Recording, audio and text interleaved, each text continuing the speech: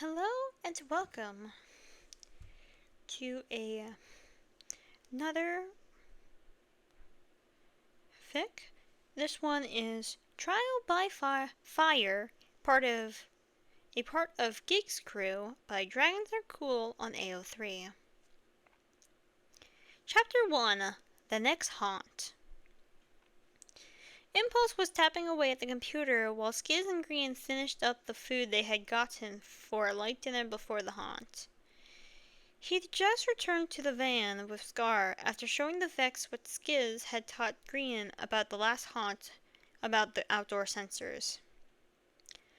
Scar, you pushed the button again. There's no way it works for you twice in a row. No way. Impulse pushed the mouse over to Scar, who happily did just that, and then sat back and watched. Impulse frowned as Scar's signature smirk grew across his face. I hate you. No, you don't, he sang. Next time, Impulse turned to start gathering his equipment. It won't work next time. Why would you want it to fail? 'Cause it's tortured us the whole time we've been doing this, and everyone else in the GIN way longer than that. And now it's just decided it likes you? So unfair. Skiz jumped in.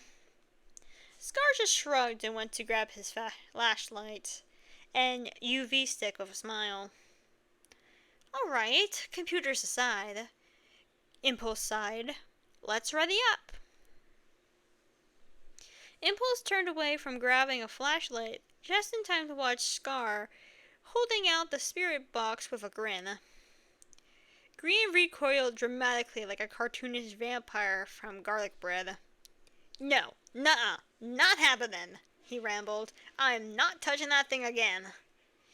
Aw, come on, G. You were so good at it. Scar teased, pocketing the device himself. Nope. Green popped emphatically as he grabbed a thermometer instead. He led the way out of the truck to get away from the spirit box, but he did wait outside for the others to catch up. He wasn't about to go into the haunt alone either. They met up and headed for the door. Impulse watched Green carefully again as they crossed into the haunt.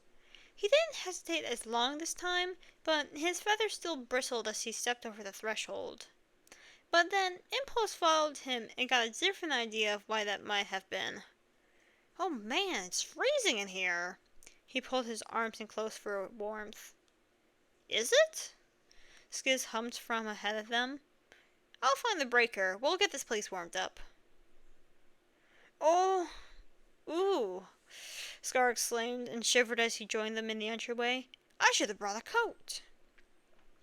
We might have some spare in the truck, Impulse offered.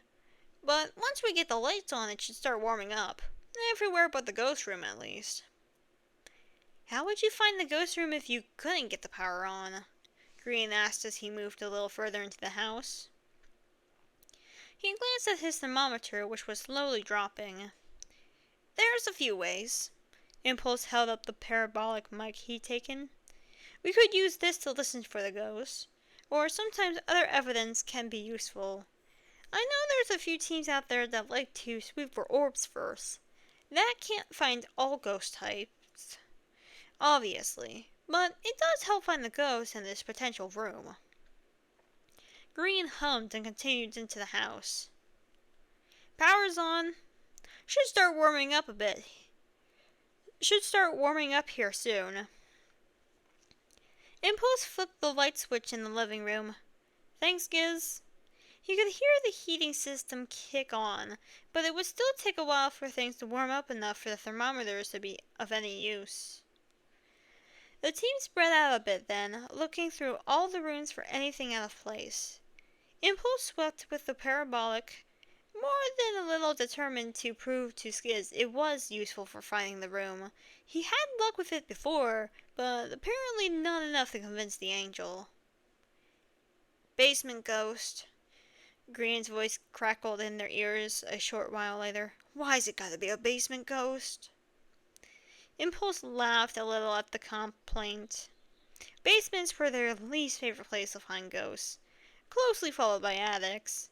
It was partly because those areas of the house took longer to get to and often had more limited hiding places, but the extra creep factor it added was definitely a contributing factor. Nice job, Green. It'll warm up enough for the thermometers. It warm up enough for the thermometers. Thermies? Skiz asked. No, there's orbs. Still freezing down here, though, Green replied quickly. Impulse could hear the creaking stairs telling him he was coming back up. The other three converged and met him at the top before they all retreated to the van for a bit to warm up. Orbs twice in a row, Impulse pondered. I hope it's not a revenant.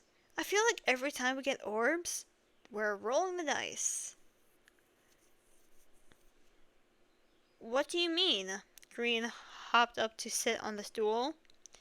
Revenants are some of the fastest ghosts out there. Orbs just leaves room for a lot of pretty nasty ghosts in general, though, Impulse explained. Green nodded along. Was it actually freezing down there? Skiz sought clarification as he pulled out his own journal and leaned against the desk beside Green. He looked on as Skiz started to flip through the pages. They'd need to get him and Scars their own copies soon. I don't know. The thermometer was going down, but it wasn't below 0 yet. Green held up the thermometer.